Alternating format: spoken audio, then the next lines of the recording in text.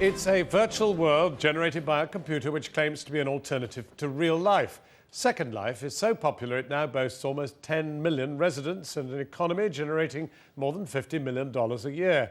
Household names like IKEA and Peugeot have rushed to take part, while some countries have even established virtual embassies there.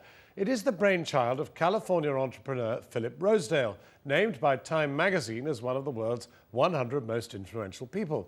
But there is a price. Mr. Rosedale and his company, Linden Labs, are facing lawsuits from furious residents who claim they've been ripped off. Our Washington correspondent Sarah Smith obtained an exclusive interview with Mr. Rosedale, the man behind this brave new world. It's an entire digital world that boasts it's been imagined and created by its residents. While they've made it such a global phenomenon, it's now also making a lot of people an awful lot of money.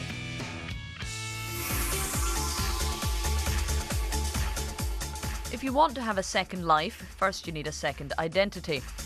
And you can customize your avatar or computer character to look like you or as different as you want. It may appear like one, but Second Life is not a computer game. There are no rules. It's just life, virtually. So my avatar can head to a nightclub and meet some of the 9 million other people who live this way. But wouldn't they be better concentrating on their real lives? Historically, when we've gone into online worlds, they've been simpler than reality. They've made reality simpler. So rather than having to make friends and negotiate social architectures, we can just kill monsters. But if you look at the rise of virtual worlds like Second Life and you look at what people are doing there, it is in many cases more entrepreneurially challenging, more socially challenging to establish your place in that online society in Second Life than it is in the real world. We just moved into this place, and it's not nearly as weird as it's going to be soon. Philip Rosedale insists he's built a new country rather than a new kind of game, one that will make him a very rich man, already named by Time magazine as one of the real world's most influential people. The real world's invaded pretty quickly, as real-life organisations grasp the power of this parallel existence. Companies like IBM have virtual meetings to discuss real business. You can test drive real cars like the new Peugeot. Virtual churches attract larger congregations than they get offline. Even virtual embassies have opened representing real countries. It's a huge and complex world that was born here in a tiny office in a San Francisco back street. Most of the residents inside Second Life have no idea why they pay for everything in Linden dollars in a world created in Linden Labs. But the answer's right here in the real world. It all started in Linden Alley, San Francisco. But there's definitely a large international community. Linden became a huge business success when they started selling virtual land to their residents. You can spend Linden dollars to buy your own plot or island and build somewhere for your avatar to live. There's a limitless supply, and you have to spend real money to buy it, so is it really yours? If somebody buys a piece of land in Second Life, though, do they own that land? Absolutely. They own it. Probably the most significant aspect of ownership is your ability to resell it, to develop it, to make changes to it in any way that you like, and then to resell it at any time and for any price. But Linden are being sued by one former resident who spent hundreds of real US dollars on virtual land that the company says he paid too little for. In dispute, all his property was confiscated. He wasn't reimbursed. But if he owned it all, how could it be taken from him? When you say own, it means own.